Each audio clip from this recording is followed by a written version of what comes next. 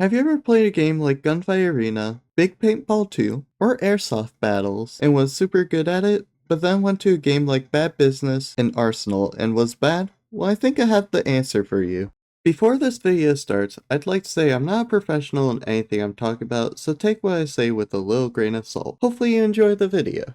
Hundreds of thousands of people play PvP games on Roblox, especially gun games like Arsenal, Rivals, and Gunfight Arena. But what if I told you some of these games aren't actually player versus player, and you're actually playing against bots that make the server look more full than they actually are?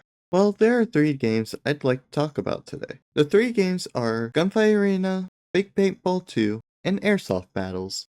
You all might be asking, Comment, why is this an issue? Well, using bots by itself isn't an issue, but not telling players is another thing. I mean, I even went through all these games' descriptions and I couldn't find them mentioning it anywhere, which is kinda disappointing. Some of the games even go as far as to make the bots look like they're playing on console or mobile. I have two theories on why they do this. The first theory is they do it to make servers look more full, which doesn't make total sense to me because some of these games have thousands of people playing them, making it easy to fill up servers.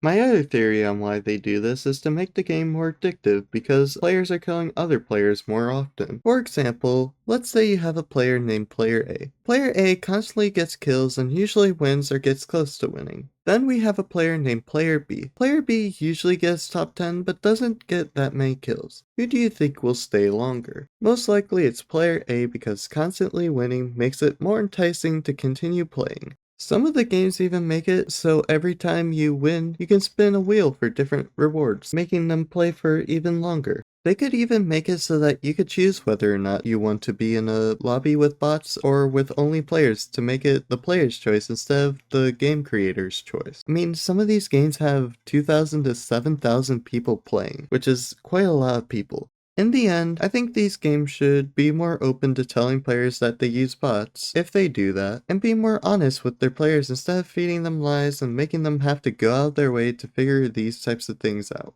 Hopefully you enjoyed the video and it shed some light on what some of these developers do to get you play their game for longer.